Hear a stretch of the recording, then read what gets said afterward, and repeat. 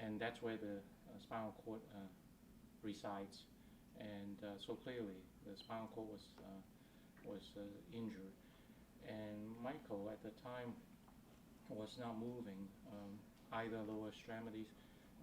He also was weak with his arms and hands, but at least there's some movement in the arms and hands. I recall it was a very emotional day, because for a young person like Michael to lose functions like that,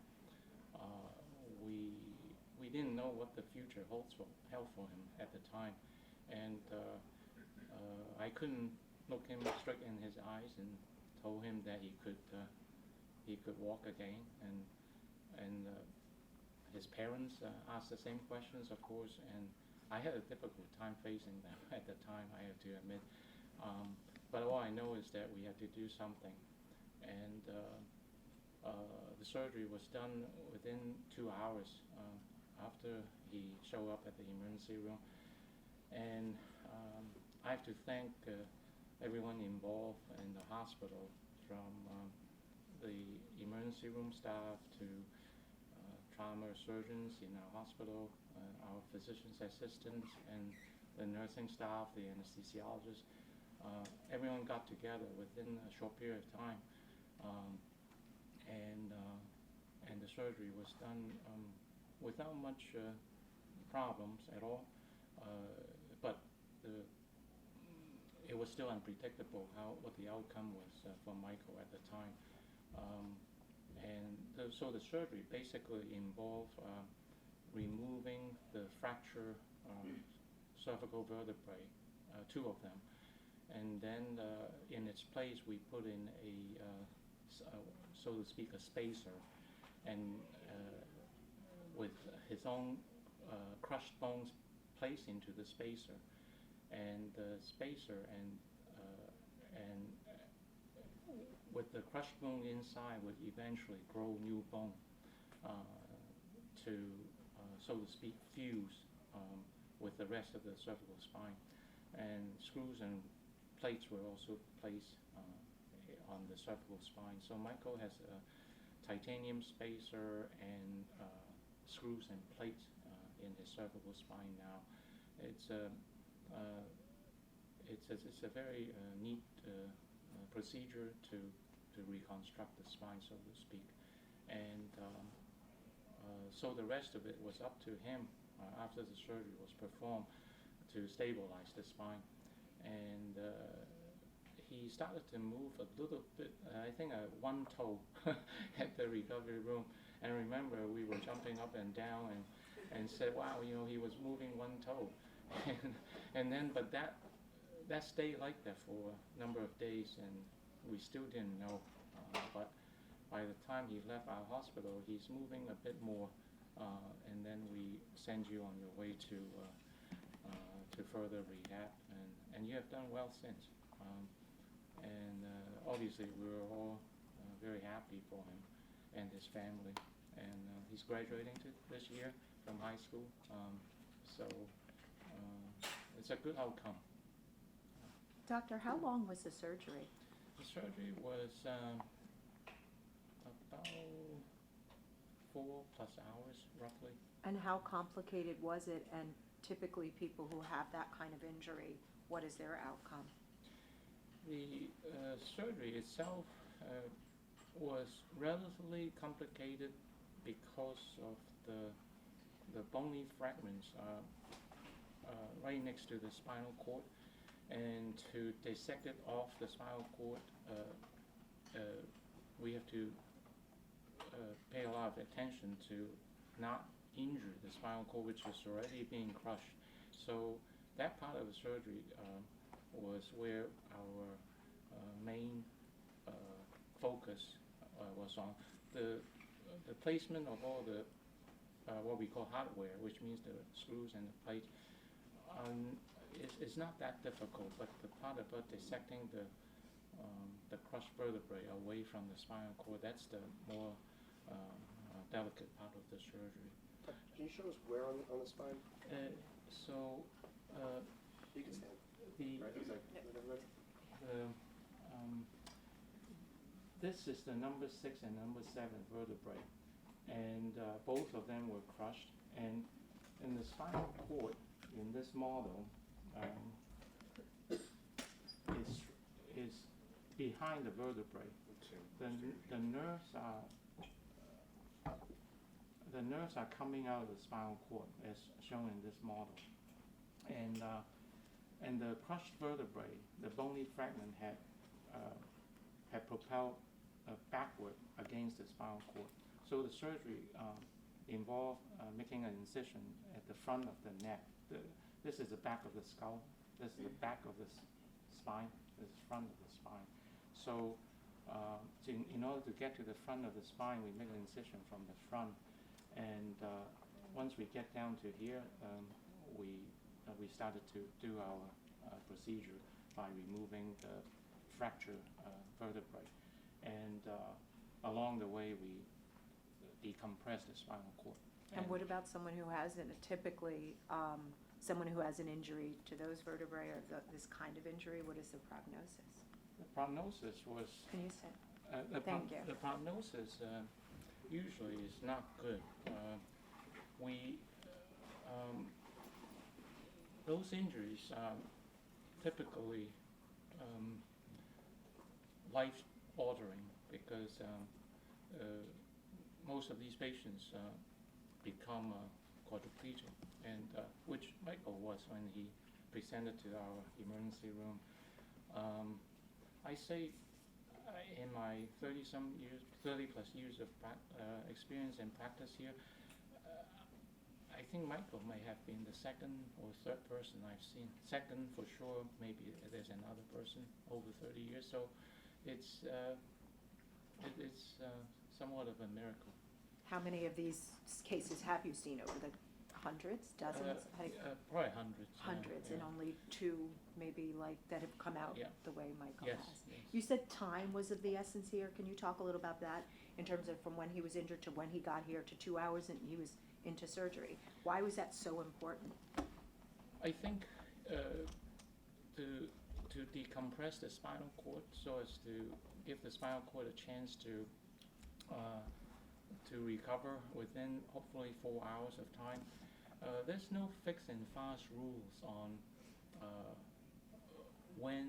what the timing of decompression of the spinal cord is. There's all different thinkings about that. But generally speaking, for a young person who has so much ahead of them, and the recovery for a young person probably is a little bit better than an older person. So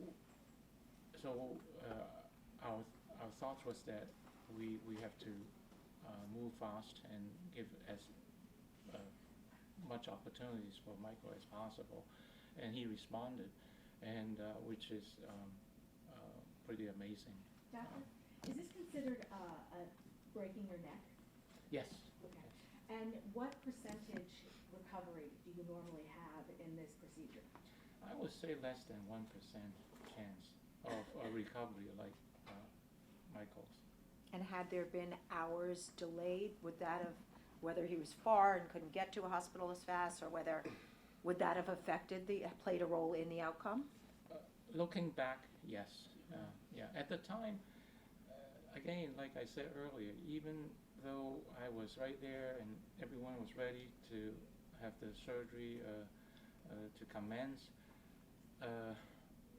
at the time I really still didn't know how to answer Michael or his family, and I think they saw my puzzled look on my face, and when they asked that question, and I was very concerned, even though time was the essence, and we did have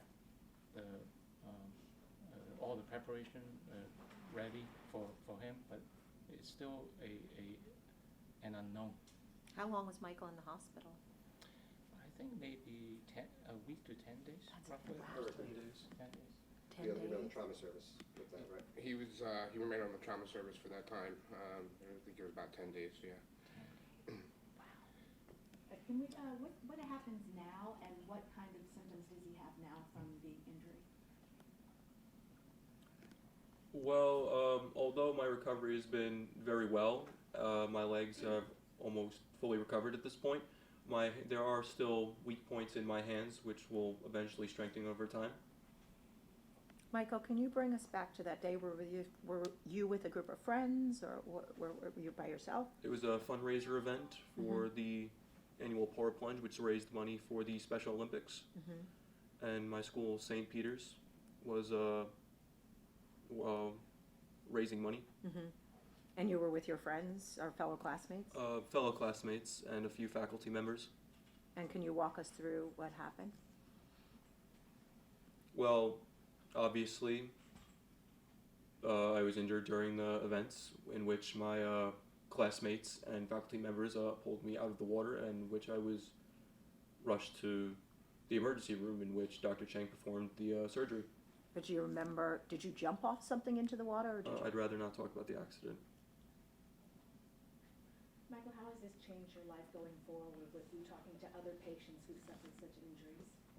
Well, it strengthened my faith in a lot of ways, and hopefully my story will give others who are less fortunate in their injuries, it will give them a sense of hope and a sense of that you should never really give up, because no matter how impossible the odds may seem, that the outcome is what you determine it to be. Michael, will you be going back next year? I'd have to give it some thought, but maybe I won't go. Maybe I'll raise money for the Special Olympics in another way, but I don't see myself going back to the polar plunge. And you're a senior now, you're about to graduate. What's going through your heart, and what are your plans for the future as far as school or what you plan to do? Well, my primary focus right now is to graduate, and from that point on, I'll spend my next 4 years at John Jay College studying pre-law. So you were a junior at the time, Michael, when this I was a senior. No, you were senior. It was just in December. This December. Do you remember being in the ER when you first got here, or were you alert, or were you not? Or getting the diagnosis from the doctor, were you kind of like, wow, it's a lot? I don't remember much from the ER, but I was fully conscious throughout entering the emergency room. And what was running through your mind then? There was 100 things running through my mind, but I just wanted everyone around me to know that everything was going to be all right, and no matter what, I was going to be okay, and my main focus was graduating. And what do you think your determination, as the doctor said, this is very rare, you've come this far compared to other patients, what do you attribute that to? I attribute that to Dr. Chang's surgery. I attribute that to the support and all the hope that I was given throughout everyone who was around me and supported me. The faculty at the hospital was very supportive and very caring. So I believe all those raised my spirits and never gave me any sense of doubt. Were you determined to fight this and get out of this hospital and walk again? There was never a time where I didn't. Eric, can you talk about Michael's attitude and how that helps in his recovery and what happened? You know, I think Michael was just very unsure, just like everybody else was. And, you know, the biggest part, or one of the worst parts of being a trauma patient is just sometimes not having the answers to things. You know, if you come in with a heart attack, depending on what type of disease you have a sort of predicted outcome of what you could expect. Unfortunately, with trauma, and especially in this particular injury, there is no guarantee of an outcome. It's really, you know, on a case-by-case basis. And, you know, luckily he was brought to a trauma center where we have these capabilities of getting him to the OR within a very short amount of time. And that's, you know, one of the major benefits of having him brought to a trauma center is that we have the access to, you know, Dr. Chang and his team 24/7. I might add that I happened to be the person on call that day, and but we have a team of excellent neurosurgeons, and if it would have been another neurosurgeon on call, I'm sure Michael would have been taken care of very, very nicely too.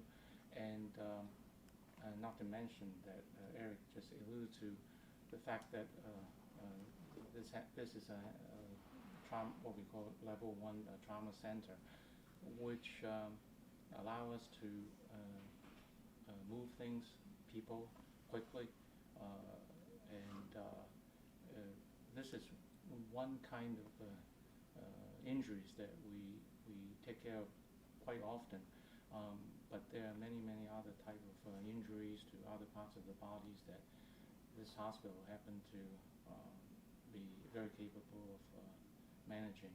And I remember before there's such a thing called trauma level 1 hospitals in this community, we worry a little bit about getting into car accidents and whatnot. But since, not that we were not doing this type of surgery then, but it has become a lot more coordinated nowadays, being a certified trauma 1 level. I think Eric would agree with that too. I think Michael's surgery might have been not as gotten to the pace that we got to, except for the fact that it's a very well coordinated effort of everyone. Since I think the trauma 1 level 1 trauma has helped us. Doctor, you're going to go to Michael's graduation? I I don't know if you're invited, but I just invited. I haven't gotten the invitation yet. Or you will. Okay. Well, if my daughter's graduation is now on the same day, I would go. My daughter happened to be also graduating from high school. Yeah. So when's your graduation? Want to do some one-on-ones or? I think we're good. questions?